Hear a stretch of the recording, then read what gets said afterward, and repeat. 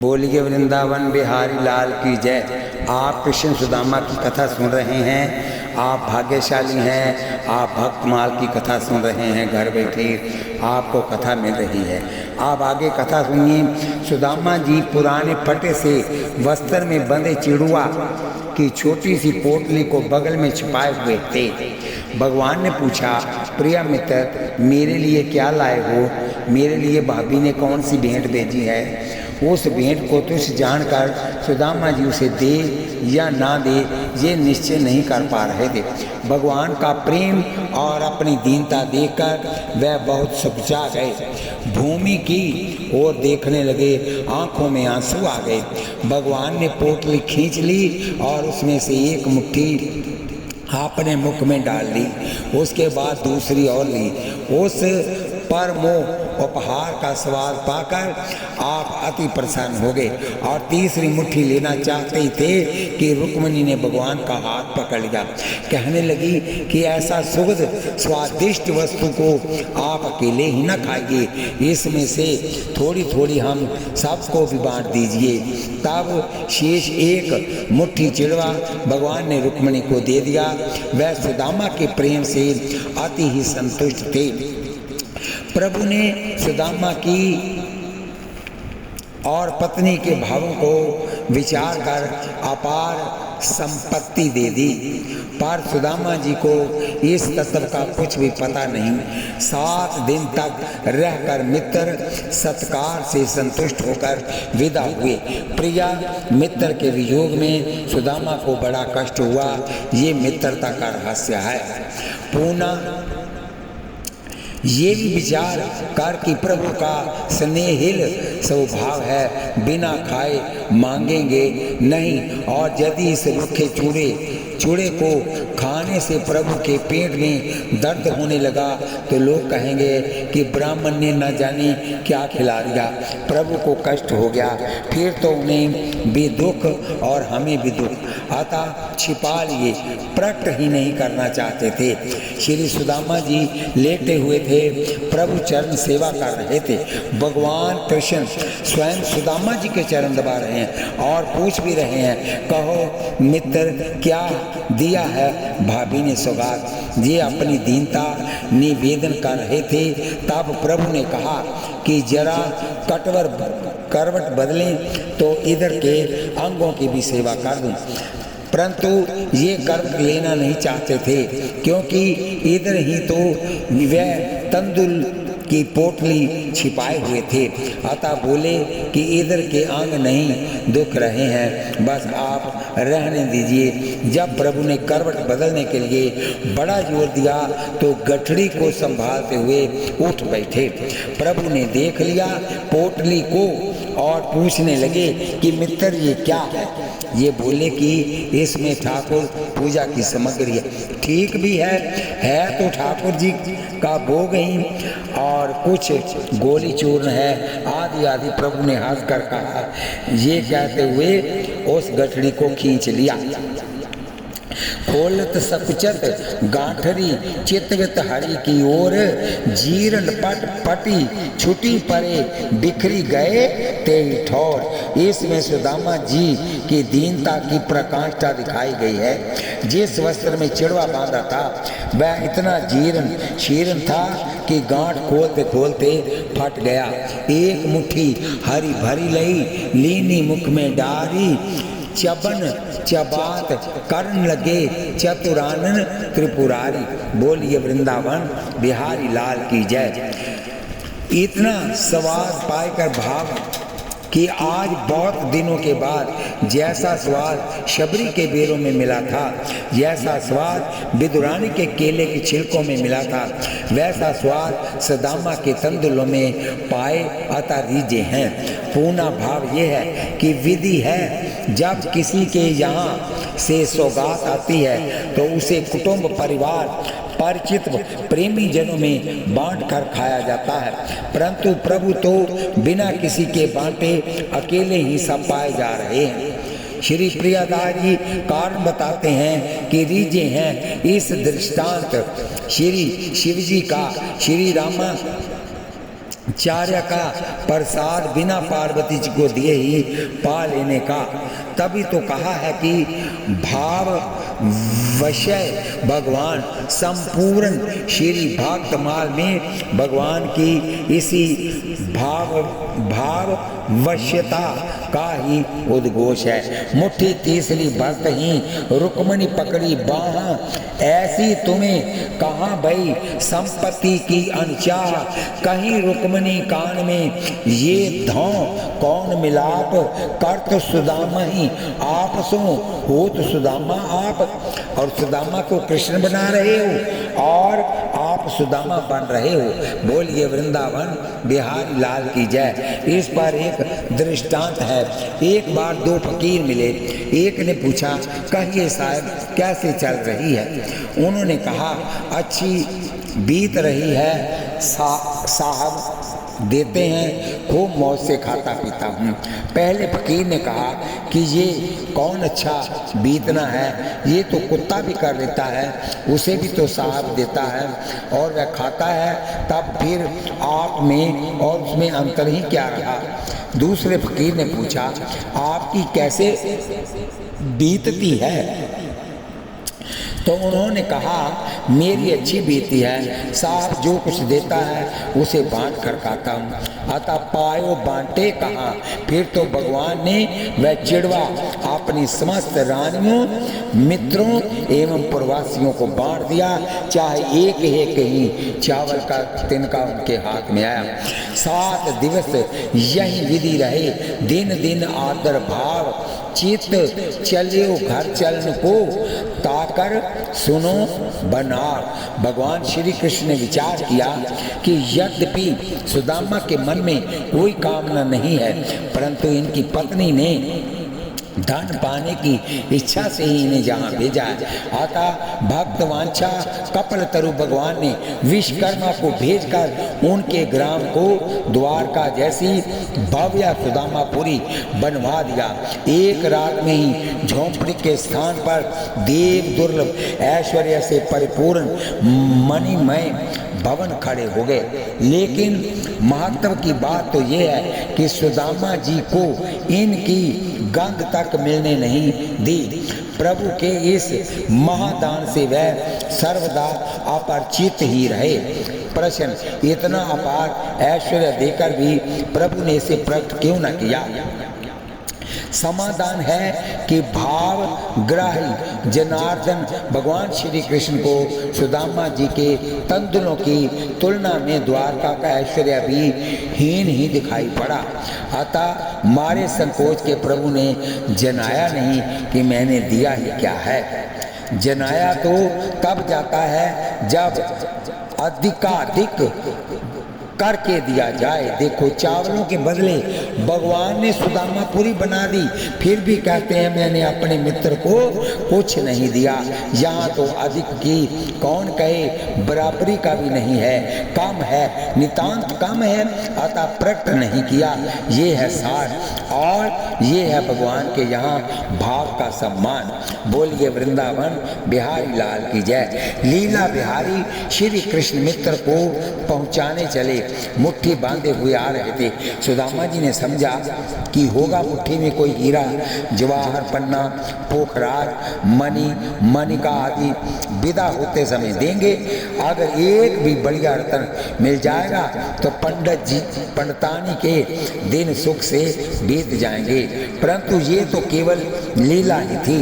नगर के बाहर जाकर प्रभु ने अपनी मुट्ठी खोलकर संकेत किया कि बस यही मार्ग है, आप चले जाइए। मानो इसी संकेत के ब्याज से प्रभु ने इनके यहाँ अनंत वैभव इनके पहुँचने से पहले ही पहुँचा दिया। सुदामा जी मन में सोचने लगे कि ये मार्ग तो मैं भी जानता हूँ, ये कोई नई बात बता रहे हैं। मैं तो समझता था कि कुछ देंगे, परंतु ये तो खाली खाली मार्ग बता ही रह गए। एक बार जी में आया कि ब्राह्मणी की बात निवेदन करूं, परंतु संकोचवश कह न सके। दोनों मित्र ने परस्पर राम राम कहा और अपनी अपनी राह लिए। सुदामा जी मार्ग में सोचते हैं कि ब्राह्मणी पूछेगी तो क्या कहूँगा, कह दूँगा कि मित्र ने कुछ दिया नहीं, ऐसा कहने से मित्र के विरुद्ध में बट्टा लग जाएगा। तो मेरा क्या यही कर्तव्य है कि मित्र की बदनामी कराऊं? नहीं, कदापि नहीं। तो फिर कह दूँगा कि इन्होंने दिया तो बहुत था, परंतु मार्ग में चोरों ने लूट लिया। इस तरह बात बनाकर कह दूंगा। और यदि फिर दोबारा ब्राह्मणी तंग करेगी तो कह दूंगा कि मेरे मित्र कहते थे कि मैंने भाभी को नहीं देखा है, अतः अब की बार तुम ही जाओ। लीला में दिखाते हैं कि प्रभु ने सुदामा जी को खूब बहुमूल्य वस्त्राभूषणों से समलंकृत करके विदा किया था, परंतु मार्ग में चोरों ने वह भी छीन लिया। ये जैसे आए थे वैसे ही घर को गए, परंतु सर्वदा निष्काम हृदय सुदामा जी के मन में इस बात की किंचित भी हानि गलानी नहीं थी कि लक्ष्मीपति के यहाँ से खाली हाथ ही लौटा। मेरे राजेश्वर मित्र ने मुझ दरिद्र की दरिद्रता का समाधान नहीं किया। वे सोचते जा रहे थे कि अहो, आज मैंने परम सुहृदय श्री कृष्ण की ब्राह्मण भक्ति देखा, कहा अत्यंत दरिद्र पाप निवास में, और कहा लक्ष्मीपति पुण्य निवास प्रभु, परंतु इन्होंने मुझे अपनी भुजाओं में भरकर हृदय से लगाया तथा अपनी प्रिया के पलंग पर बिठाया, मेरे चरण धोए, देवता समान मेरी पूजा की। परम दयालु ब्राह्मण देव श्री कृष्ण ने ये सोचकर मुझे थोड़ा सा भी धन नहीं दिया कि कहीं ये दरिद्र धन पाकर बिल्कुल मतवाला न हो जाए और मुझे भूल न बैठे। बोलिए वृंदावन बिहारी लाल की जय। यदि इन्हें दुख है तो प्रभु वियोग लवलेश समाना, सब मिली होई ना कृपा निधाना। बोलिए वृंदावन बिहारी लाल की जय, बोलिए लाडली लाल की जय। जब सुदामा जी द्वारका से अपने ग्राम को आए तो उन्होंने देखा कि वह नया और अत्यंत सुंदर नगर हो गया है। उसकी रचना और उसका ऐश्वर्य द्वारका के समान है। उसे देखकर उनकी बुद्धि आश्चर्यचकित हो गई। वह विचारने लगे कि मेरी झोंपड़ी और ब्राह्मणी कहाँ गई? क्या यहाँ किसी राजा ने नगर बसा दिया? इतने में ही भगवत कृपा से प्राप्त ऐश्वर्य और पति दर्शन के आनंद से मग्न हुई सुदामा जी की स्त्री सैकड़ों सखी सहेलियों को साथ लेकर आई। उसने सादर अपने पति का स्वागत कर उनकी अनुनय विनय की, श्री कृष्ण कृपा से प्राप्त ऐश्वर्य का समाचार सुनाया। तब उन्हें विश्वास हुआ। अपार वैभव को पाकर श्री सुदामा जी उनके मोह और भोगों में आसक्त नहीं हुए। वह सदा श्री कृष्ण रूप माधुरी का ध्यान रूप अमृत पान करके अपने प्राणों का पोषण करते थे, ना कि खान पान से शरीर का। उनकी प्रीति की रीति ही निराली थी। उन्हें संसारी भोगों की चाह बिल्कुल नहीं थी। अन्न वस्त्र आदि का उतना ही प्रयोग करते थे जितने से शरीर का निर्वाह हो जाए। वह उसी पुरानी चाल से चलते थे जो सात्विक सुख और प्रेम के रस से परिपूर्ण थी। बोलिए वृंदावन बिहारी लाल की जय, बोलिए जुगल सरकार की जय। सुदामा मंदिर देख डरे, आए कि मेरी कुटिया कहाँ है। सुदामा मंदिर देख डरे, यहाँ तो रही मेरी ठाकुर सेवा कंचन महल खड़े, यहाँ तो रही मेरी नारी सुशीला दासी झुंड खड़े, यहाँ तो रहो मेरो तुलसी विरवा आज गज बाजी खड़े, गज हाथी खड़े हैं, रथ खड़े हैं, कनक रोखा निरखे सुशीला बाहर कंत खड़े, ऐसे हरी करी मेरे संग जात गलानी गरे, सुदामा मंदिर देख डरे। बोलिए वृंदावन बिहारी लाल की जय। इतने में बहुत से सेवकों ने आकर श्री सुदामा जी का अभिवादन कर भीतर भवन में पधारने की प्रार्थना किया। उधर सुशीला जी झरोखे से अपने पति देव को देखकर सैकड़ों सखियों को संग लेकर आगवानी हेतु आई गई। बोलिए वृंदावन बिहारी लाल की जय, बोलिए लाडली लाल की जय। तब तक सुशीला जी भी समीप आ गई। सुदामा जी पहचान नहीं पा रहे थे। ये सुशीला जी ने कहा, मैं तो नारी तिहारिये सुधि संभारिये कंत, प्रभुता सुंदरता दई अद्भुत श्री भगवान। तब सुदामा जी को विश्वास हुआ। महल में आए अनंत वैभव देख कर चकित हो गए तथा प्रभु की कृपा पर बार बार बलिहार गए कि देखो तो मेरे तनिक से तुच्छ चिड़वे को तो लोक प्रसिद्ध कर दिए और स्वयं अब इतनी अपार संपत्ति दिए, परंतु और कि कौन कहे मैं स्वयं तक नहीं जान पाया। ऐसे को उद्धार जग माही, ऐसा कौन हो सकता है जग में जो इतना उद्धार कर देता है भक्तों का। आसु स्वभाव कहु सुनेऊ ना, देखो पुनः दूसरे ही क्षण सुदामा जी को ये विचार आया कि भला इस वैभव में फंसकर कौन नहीं भगवान को भूल जाएगा। हाय हाय मैं तो लुट गया, प्रभु का भजन छूट जाएगा, क्योंकि सुख ऐश्वर्य को तो भगवत भजन में बाधक कहा है। सुख संपत्ति परिवार बढ़ाई, सब परिहरी करी हों सेवकाई, ये सब राम भक्त के बालक, कहीं संत तब पद अवराधक। सुदामा जी मूर्छित हो गए। भगवत वत्सल भगवान तत्काल वहीं प्रकट हो गए और उन्हें समझाए कि सुदामा जी आप चिंता न करें, इससे आपकी मेरे भजन में बाधा नहीं पड़ेगी। ये तो मेरी प्रसादी है, कृपा द्वारा प्राप्त वैभव बाधक नहीं होता। दूसरी बात ये है कि जो भगवत द्विमुख प्राणी है उनको ये सब बाधक है। आप तो परम भागवत हैं, अतः आपको कोई चिंता नहीं। जैसे पार्श के स्पर्श से स्वर्ण भाव को प्राप्त लोहा पुनः लोहा नहीं होता, वैसे ही मुझको प्राप्त कर जीव पुनः संसार में नहीं पड़ता है। माम दर्शन फल परम अनुपा, जीव पाव निज सहज स्वरूपा। तब सुदामा जी को धैर्य हुआ। प्रेम का वही वास्तविक रूप है कि वह नित्य नवायमान ही बना रहता है। सोई प्रीति अनुराग बखानी में तिल तिल नूतन होए, रटत रटत रसना रटी तृष्णा सूखी गए। अंग तुलसी चातक प्रेम की नित नूतन रुचि रंग। श्री सुदामा जी की श्री कृष्ण में ऐसी ही प्रतिक्षण वर्धमान नित्य नूतन प्रीति है तथा जन्म जन्म में इसी प्रीति की अभिलाषा करते हैं। मुझे जन्म जन्म में उन्हीं का प्रेम, उन्हीं की हितैषता, उन्हीं की मित्रता और उन्हीं की सेवा प्राप्त हो।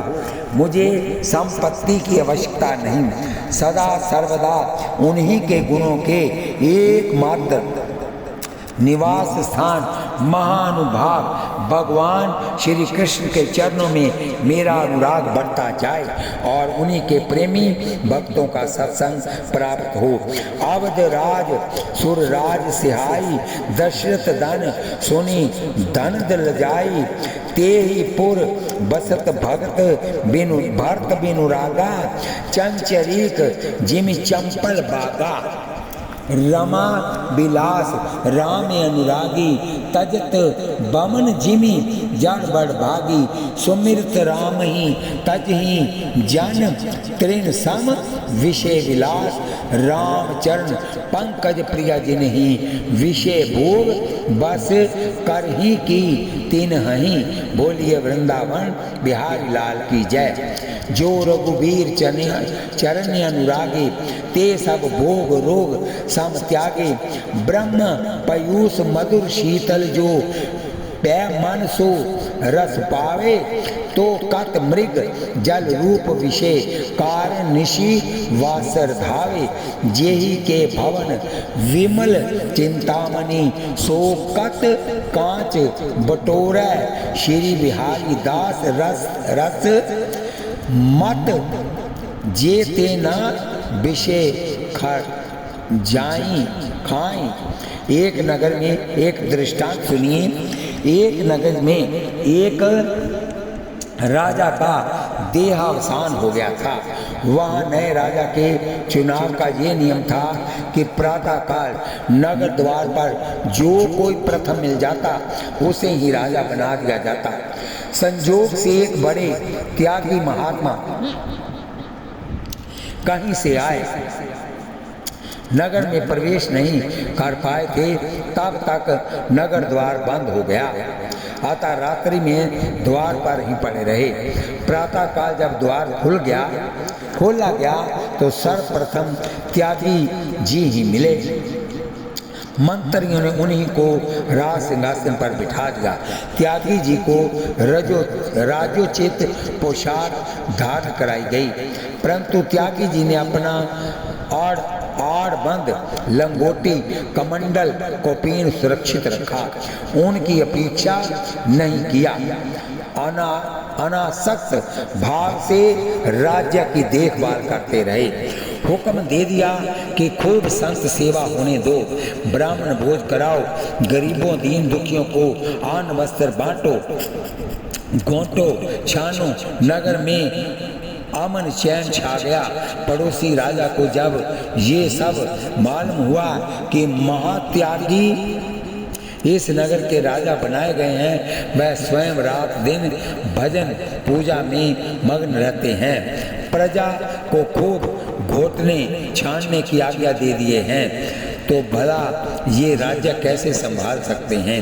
अतः उसने अवसर का लाभ उठाने की सोची, राज्य पर सहसा आक्रमण कर दिया। मंत्रियों ने जब इस बात की सूचना दी तो उन्होंने कहा, लाओ हमारा आड़ बंद लंगोटी कमंडल कौपीन, इतने दिन तक हमने घोंट छान किया, अब वह घोंटे छानने अपने राम जंगल की राह लेते हैं। ऐसा कहकर कमंडल उठाया और चल दिए, क्योंकि त्यागी के हृदय में भोगों की तो चाह थी नहीं, तो राज्य से चिपके रहते। परमानंद में मग्न रहने वाले भला तुच्छ लौकिक सुखों को समझते ही क्या है। ऐसे ही श्री सुदामा जी को भोग की ना चाह है। भाव ये है कि पूर्ववत केवल शरीर निर्वाह मात्र खान पान से प्रयोजन रखते, इतना भी इसलिए कि तन बिनु वेद भजन नहीं बरना। शरीर के बिना भजन और कीर्तन कथा नहीं हो सकती। सोई चार्थार्थ पूर्ववत संतोष पूर्वक जीवन यापन करना। सुख जाल कहने का भाव है कि संतोष से सर्वोत्तम सुख की प्राप्ति होती है। बिना संतोष ना काम नसाई, काम अचत सुख सपने हुनाई, को विश्राम की पाव तात सहज संतोष बिनु। एक ब्राह्मण थे, छोटा सा दृष्टांत एक और सुनिए। एक ब्राह्मण थे, बड़ी सुंदर कथा कहते थे, संतोष की साकार प्रतिमा थी। कथा में भी प्रसंग पाकर संतोष की बड़ी महिमा वर्णन करते। गोधन गज धन बाजी धन और रतन धन खान, जब आवे संतोष धन सब धन दूरी समान। बोलिए वृंदावन बिहारी लाल की जय। ये दो वाक्य तो ये बात बात में दोहराया करते थे। एक बार एक राजा के यहाँ कथा हो रही थी। इनकी बात को सुनकर राजा के मन में परीक्षा की बात आई तो ये कहते ही भर है कि है भी संतोषी। फिर तो पंडित जी ने 1 महीना कथा कहा और राजा ने कुल 2 रुपये चढ़ाए। राजा ने सोचा था कि परीक्षा के बाद फिर पंडित जी को अच्छी भेंट कर दूंगा। पंडित जी ने बड़ी प्रसन्नता पूर्वक वह 2 रुपये लेकर पोथी बांध कर चल दिए। राजा ने देखा वास्तव में पंडित जी को मन में तनिक विषाद न आवा, नहीं तो कथावाचक को दक्षिणा कम मिलने पर बड़ा दुख होता है। कथा आती है कि एक पंडित जी बड़ी रसमयी कथा करते थे। करुण प्रसंगों पर श्रोताओं को आंसुओं की झड़ी लग जाती, परंतु पंडित जी को कभी एक बूंद भी आंसू नहीं गिरते। एक दिन एक व्यक्ति ने पूछा, पंडित जी आपके श्रीमुख से कथा सुनकर दूसरे तो प्रेम विह्वल होकर आंसू बहाने लगते हैं, परंतु आपके नेत्र कभी गिल्ले भी नहीं होते हैं, क्या बात है? पंडित जी बोले, भैया मेरे भी आंसू आवेंगे पर अभी नहीं, जब दक्षिणा कम मिलेगी तो देखना मेरे आंसुओं का परवाह। तात्पर्य ब्राह्मणों को प्राय दक्षिणा पर बड़ा ध्यान रहता है, परंतु सब एक से नहीं होते। ये पंडित जी तो बड़े संतोषी थे, दक्षिणा के 2 रुपये ही लेकर चल दिए। मार्ग में एक वैश्य मिला, वह व्यापार के लिए विदेश जा रहा था। उसने सुन रखा था कि पंडित जी राजा के जहाँ कथा बाज रहे हैं। अपनी सहज वनिक वृत्ति से उसने कहा, पंडित जी अगर आपके पास भी कुछ रुपए हों तो मुझे दे दीजिए, मैं आपके पैसे भी व्यापार में लगा दूंगा और जो भी मुनाफा होगा वह मूलधन के सहित आपको लौटा दूंगा। उसने सोचा था कि राजा के जहाँ कम से कम 10-5 हज़ार तो चढ़े ही होंगे। पंडित जी 2 रुपये उसके हाथ पर धरते हुए बोले, आज की दक्षिणा तो यही है। वनिक ने वह 2 रुपये ही ले लिया और विदेश जाकर अपना कारोबार किया। पंडित जी के 2 रुपये का कौन व्यापार करूं, ये उसकी समझ में नहीं आया। कुछ दिन बाद जब लौटा तो रास्ते में उसका जहाज एक समुद्री टापू के पास जाकर रुका था। वहाँ उसने बिल्ली के 2 बड़े ही तेज तलब अद्भुत अनोखे बच्चे देखे। 2 रुपये में दोनों को खरीद लिया और अपने देश आ गया। संयोग बस वही राजा समुद्र तट पर एक बहुत बड़ा अनुष्ठान कर रहे थे। वैश्य को पता चला तो वह अपने मित्र राजा से मिलने गया। देखा तो राजा बड़े उदास बैठे थे। कारण पूछने पर राजा ने बताया कि मित्र कुछ पूछो मत, इस समय मैं चूहों के उपद्रव से बहुत ही हैरान हूँ। मैं यज्ञ कर रहा हूँ, यहाँ और तो सब ठीक है, परंतु चूहे इतना बढ़ गए हैं कि ब्राह्मणों को भोजन तक नहीं करने देते हैं। पत्थरों पर से परसाया सामान उठाकर देखते देखते चले जाते हैं। राजा वही था जिसने 2 रुपये दिए थे। कथा सुनने के बाद यज्ञ में हिंसा निषेध है, अतः मारे जा नहीं सकते, बेचारे ब्राह्मण भूखे ही रह जाते हैं। मुझे इनका कुछ उपाय नहीं सोचता है। वैश्य ने कहा, महाराज इसका उपाय तो मेरे पास है, मैं अभी किए देता हूँ। फिर तो उसने दोनों बिल्ली के बच्चों को लाकर खड़ा कर दिया। डर के मारे चूहों का आना जाना एकदम बंद हो गया। राजा ने जबरदस्ती वैश्य को 2000 रुपये दिया। वैश्य ने वह रुपये पंडित जी को देते हुए कहा, महाराज आपके ये 2 रुपये तो बड़ी कमाई के निकले। पंडित जी ने तुरंत साधु ब्राह्मणों को बड़ा बढ़िया भंडारा किया। इधर राजा यज्ञानुष्ठान पूर्ण कर पंडित जी का पता लगाने के लिए उनके घर गए तो देखा खूब जय घोष पूर्वक महात्माओं की पंक्ति हो रही है। पूछा, पंडित जी बड़ी धूमधाम है, क्या बात है? राजा वही था जिसको इसी पंडित ने कथा सुनाई थी। पंडित जी ने समस्त वृत्तांत कह सुनाया।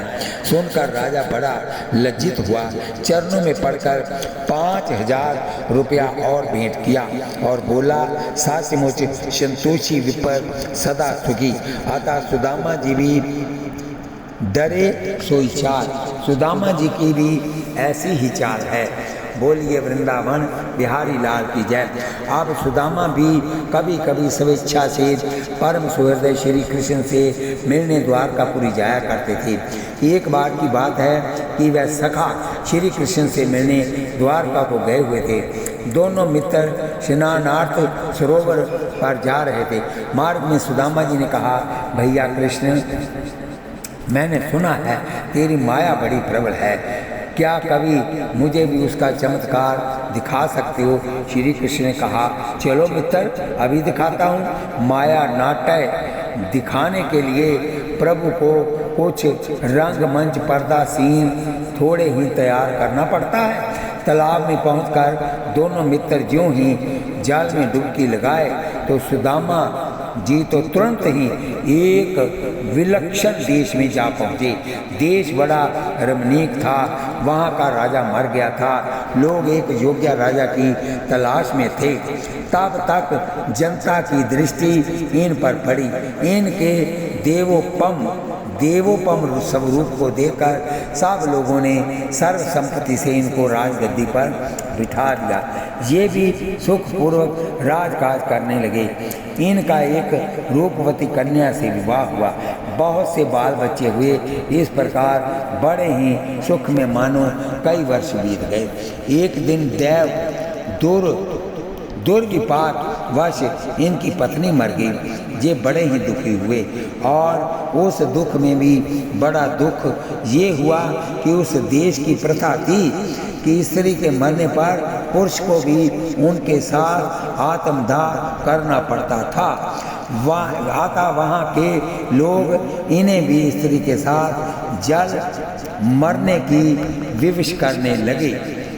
ये भगवान की जोग माया है जो सुदामा को दिखाई गई है, पर ये तैयार नहीं हो रहे थे। तब अंत में लोग जबरदस्ती ने पकड़कर जलती हुई चिता में डाल देना चाहे। उस समय ये घबराकर बलपूर्वक उनसे छुड़ाकर भागे। तब तक जल से बाहर आ गए। श्री कृष्ण मुस्कुरा रहे थे। प्रभु ने पूछा, कहो मित्रवर, इतने व्यग्र क्यों हो? श्वास साध कर वह बोले, भैया तुम्हारी कृपा से बचकर आ गया, नहीं तो लोग जिंदा ही जला देते। श्री प्रभु बोले, भैया बस यही हमारी दूरतया माया है। सुदामा जी ने हाथ जोड़कर कहा, अब जनी कब हूँ व्यापे प्रभु मोही माया तोरी। इस प्रकार भगवान श्री कृष्ण के प्यारे सखा सुदामा ने उन्हीं के ध्यान में निरंतर तान में रहते हुए थोड़े ही समय में संतों के एकमात्र आश्रम भगवत धाम को प्राप्त किया। बोलिए वृंदावन बिहारी लाल की जय। सुदामा कह रहे हैं, मित्र मुझे वो बात याद आ रही है जब आपने गुरु से दक्षिणा मांगने को कहा तो गुरु माता ने कहा कि मेरे पुत्र को वरुण ले गया है चुरा करके और मेरे बेटे को ला दीजिए। भगवान ने दक्षिणा के रूप में वरुण देव के पास जाकर उनके बेटे को गुरु माता के पुत्र को लिवा लाए और वरुण से पूछा कि आप इसके पुत्र को क्यों उठा लाए? बोले हमें पता था। वरुण ने कहा, वरुण देवता ने कहा, हमें पता था कि आप पढ़ने के लिए यहाँ आएंगे और आपकी गुरु माता और गुरु कहेंगे कि हमारे बेटे के ला दो, इसी बहाने हमारा और तुम्हारा मिलन हो जाएगा। इस कथा को हम यहीं पर विश्राम देते हैं। कल फिर कथा होगी किसकी? श्री चंद्रहास जी, भक्त श्री चंद्रहास जी की कथा होगी, आप उसे सुनेंगे। इसको सब्सक्राइब, लाइक, शेयर कीजिए। शेयर की हुई कथा यहाँ तक जाएगी उसका आधा फल आपको भी मिलेगा। और कथा सुनते वक्त हाथ में माला लीजिए, जीवा से नाम जपिए, आँखों से दर्शन कीजिए, कानों से कथा सुनिए। एक पंथ चार काज, बोलिए वृंदावन बिहारी लाल की जय, बोलिए लाडली लाल की जय, बोलिए कृष्ण सुदामा मित्रता की जय, बोलिए कृष्ण सुदामा दोस्ती की जय, बोलिए वृंदावन बिहारी लाल की जय। कथा आगे कल फिर होगी, बोलिए बांके बिहार।